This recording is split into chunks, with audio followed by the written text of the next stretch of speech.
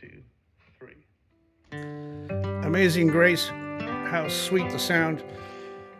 It's a tough day for all of us whenever we have a plane crash and people die. This one is especially tough for many people that know the whole story of Flying Wild Alaska. Jim Tweto and Shane Reynolds, it was only 4 days ago, right about now, their plane crashed in Alaska. I've been amazed at the total lack of information about what happened and where it was and all of the details on what truly happened. Jim was a fabulous pilot, very experienced. How could Jim Tweto get killed in a plane crash?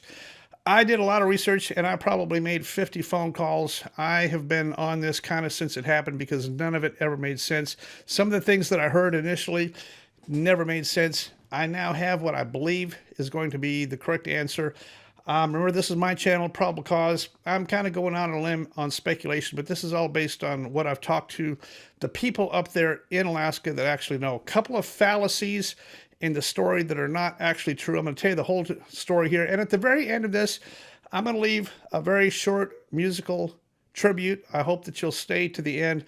Offer a moment of silence for these families and these remaining family and friends left behind after Jim and Shane have gone on ahead of us. The story is that the bear hunting season was winding up to a close here. These individuals had been involved in some kind of a bear hunting mission.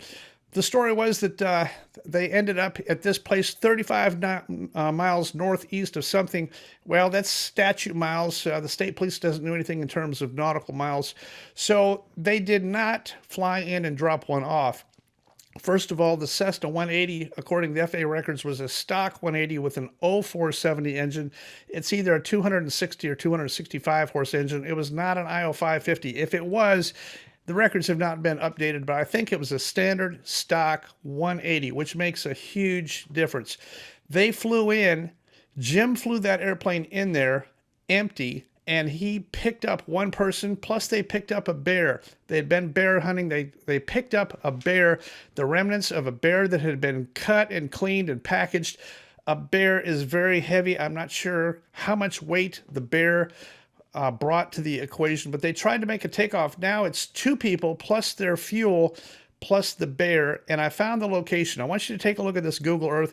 This is my guess. It could be wrong, but this is the best guess that I have based on the people I've talked to so far. Here's the map. Jim was based at Unalakleet, which is way south of the site here. They actually were closer to the little town of Shukatulik. And the key thing here is that it's on the Shukatulik River. If you follow the Shukatulik River northeast, you end up at this spot here, which is exactly 35 miles northeast of Shukatulik on the river. Now, the airplane does not land on the river flatbed or on the gravel bar. It lands on this little site. If you see this little place up here, right here where the dot is, this is kind of an east-west clearing. I'm not sure. Google Earth doesn't have it very clear. It's about 2,500 feet long. It's about 30 feet up above the river basin. I'm not sure which direction they would have taken off, but in any case, they did not get clear off of this thing. I think they were probably taking off to the west, is my guess here. But again, I don't know. The airplane did not have an engine failure. It simply refused to gain altitude and flew into something. Here it is in a 3D picture so you can kind of see the terrain a little bit better. But that's really all that happened here. The weather that morning was clear. The weather was not a factor. And the remaining person picked up the sat phone. He called Jim's wife immediately as soon as the crash happened. That's the first call he made. And then she alerted the authorities from there. The rescue services were brought in out of Nome, Alaska. They brought in helicopters, at least one, maybe two, to fly round trips back to the crash site to bring people in and out and all that kind of thing. So that's what happened. Nobody else tried to land an airplane on this trip. Everything else after that was all done with helicopters. The total distance from the southern airport here, which was the airport of Unalakleet, up to the crash site was about 58 miles.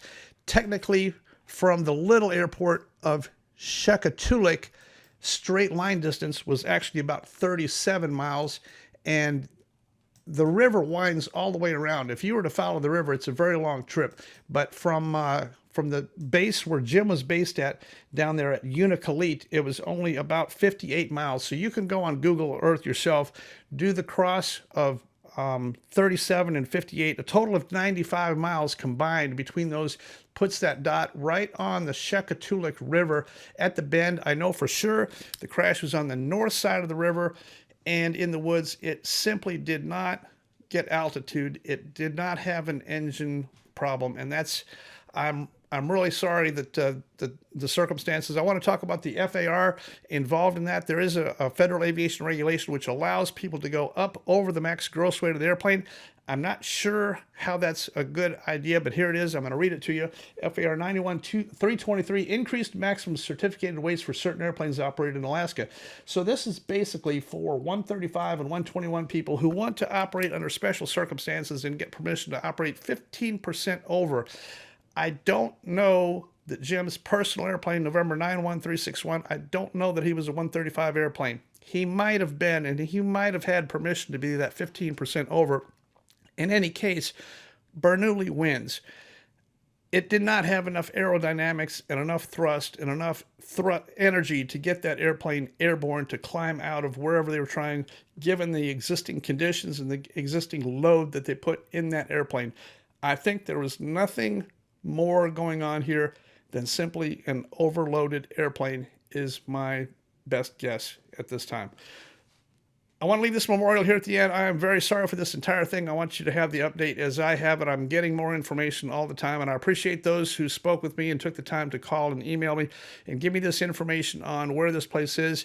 It's all very, very sketchy as of right now, but I think that's going to be the best guess as to what happened up there. We'll know more in a couple of weeks if the NTSB gives us any data off of their preliminary on the location and the crash site as it is. Once again, our deepest respects and condolences to both of these families.